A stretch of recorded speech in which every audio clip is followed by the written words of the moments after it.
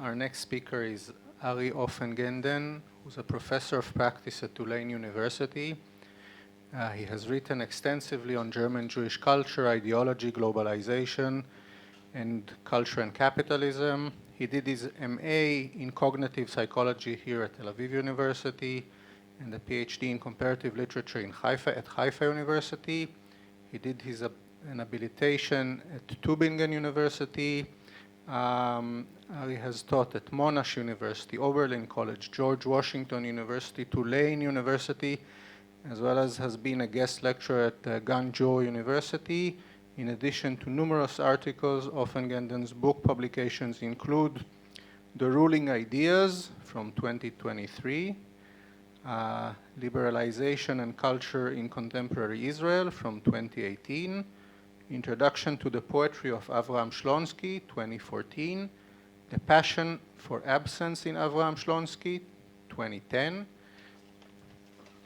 Ofengenden was the editor of the Purdue University Press Humanities and Social Sciences Quarterly, CLC Web, Comparative Literature and Culture. He's the editor of monograph series of books in comparative culture studies at Purdue University Press, as well as elected member, European Academy of Sciences and Arts. His paper is titled Environmental Activism and Violence. Ari, the floor is yours. Okay. So I was writing, when I was listening to these two fascinating talks, I was so enthralled. I was like writing questions, and then I was saying, who's next? Oh, me. I was quite surprised. Okay. I had so many questions. Most of my points people made already. I'd like maybe to offer a couple of points and open them to a discussion. And my interest in violence comes from two different kinds of sources. One is I tried to be an environmental activist for half a year in Extinction Rebellion. And at one point we had discussions about what shall we do? And Extinction Rebellion was very much for civil disobedience and never, and I suggested maybe we destroy some stuff. And they decided no, that's off limits. And I was wondering why like things like, for example, what Ende Gelände, or people like, for example, deflating air from SUVs. There is a whole discussion about that. Given that global warming, I feel that global warming is a bit like a Game of Thrones, where you have at the end these blue men. What are they called? White Walkers come to you from you're fighting all kinds of fights, and then suddenly White Walkers, people estimate refugees in the billions in 2050. Just a meager amount of refugees in Europe already turned half of Europe, not half, but maybe a third of Europe right wing. I don't know, like, given the amounts, what will happen, what kind of world we will have. I don't want to depress you, but given all that, there is a question in the environmental movement: what are the things that should be done? Okay. So that's one source. Another source is theory.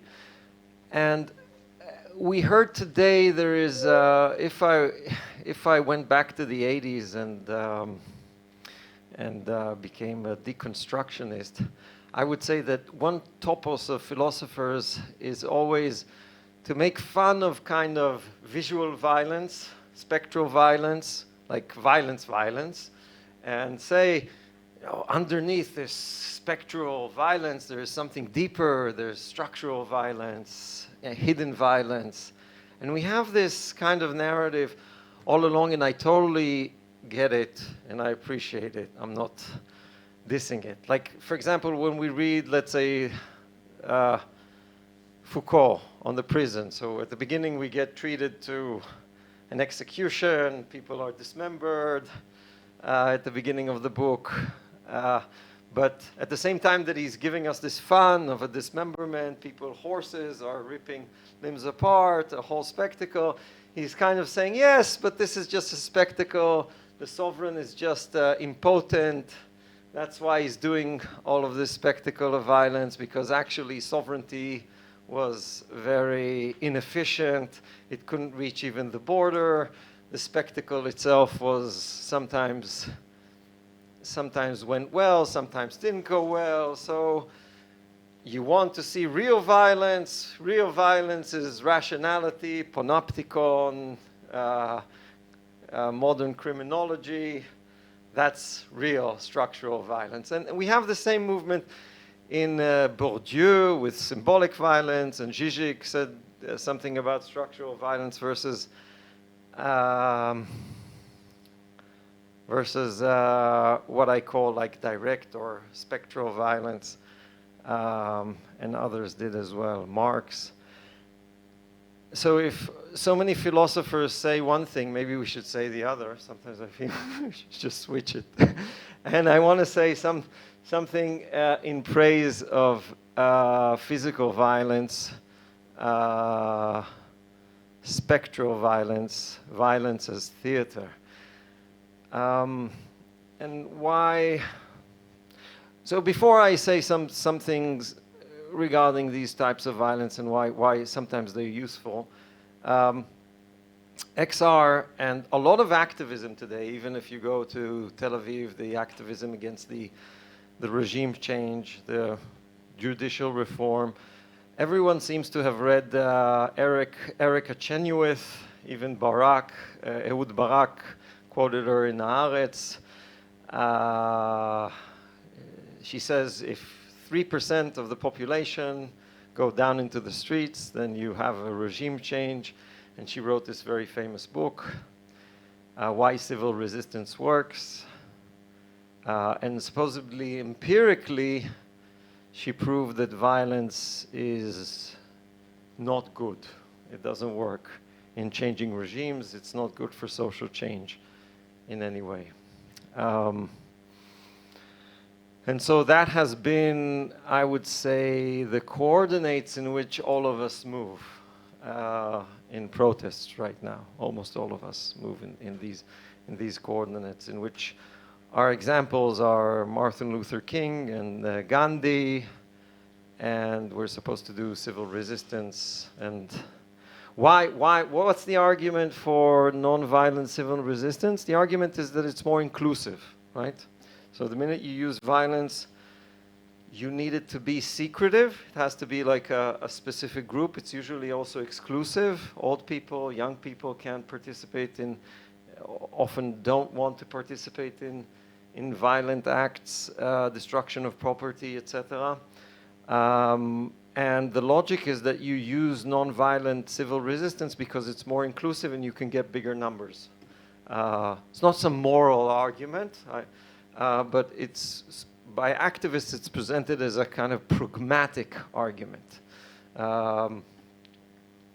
Simply, if you want a movement to be inclusive enough, to have enough people, you need it to be nonviolent.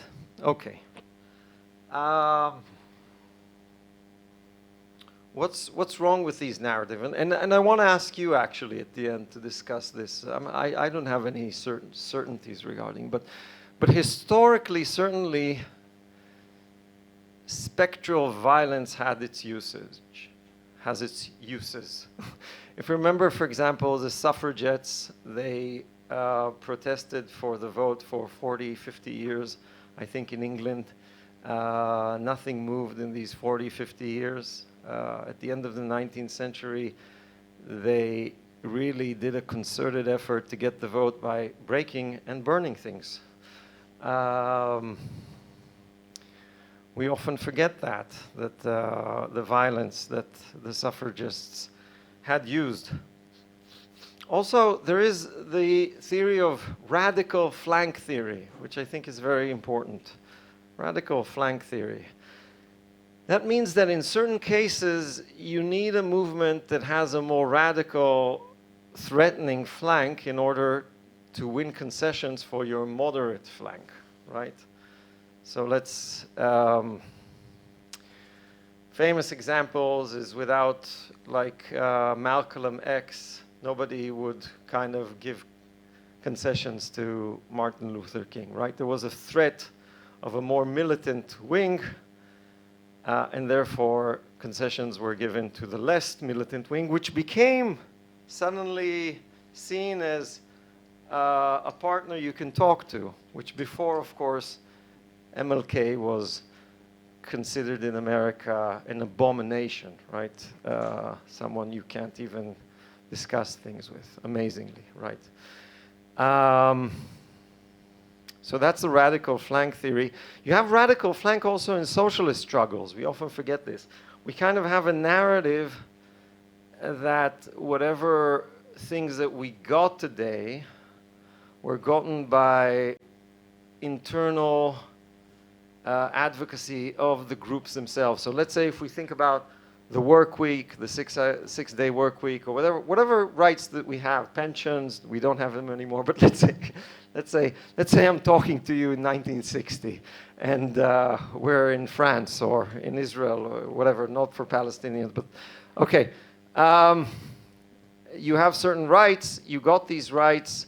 You might think that you got these rights because socialist movements advocated for these rights, and that would be correct. But no concessions would have been given to these socialist movements if there wasn't the threat of communism in the Eastern, in the Soviet Union. So these concessions were given to workers only because countries were afraid that they will turn communists. So if you think why France gave concessions, why Italy gave concessions to workers, it's only because they had large socialist parties, and they were afraid that the country itself will turn communist, because there was also another model that people can go to, and that's the Soviet Union, a violent model. So that's a radical flank theory. Without a radical flank, people can ignore the moderate flank, right? Let's see how we do with the protest against regime change, right? Not that I'm not very supportive of the status quo, obviously, but maybe moderate, non-violent protests can be just ignored without a threat of something more serious. I want to say also something about violence as a tool of radicalization. So oftentimes we who deal with the humanities, social sciences, we who read theory think that, people are radicalized. They read Marx, they read Foucault, whatever, they become radicalized and they become activists and they want to change the world. It's rarely the story that you hear with activists, including people like Lenin and others who read Marx or read whatever you need to read, Butler or whatever we read today. That's not the story. Lenin's brother was hanged, very visceral scene, by the Tsar. He witnessed it when he was 14 years old. And when I did research on environmental activists, they all have a story of, first of all, witnessing visceral violence against whales, against other species, against the environment. They have like a scene that they tell us a story of witnessing real violence. Not just structural abstractions. And oftentimes this story is also buttressed by then experiencing personal violence by policemen, security forces, etc., right? So for example, I saw this film about the Rote Armee Fraktion, Baader-Meinhof complex. It's a good film, you should see it. So they're aware that violence is going on against the Vietnamese. The Americans are bombing the Vietnamese, but they're really radicalizing when someone's shot in front of them, Rudi Dutschke, and some violence really visceral violence happens around them. That's when people become really committed politically. So that's my positive take on perhaps two things positive on violence. One of them is that it's threatening, it wins a lot of attention, and it makes for a radical wing, a radical flank for social movements that can be used, utilized. And the second is that violence often radicalizes, is the emotional fuel of activism, right?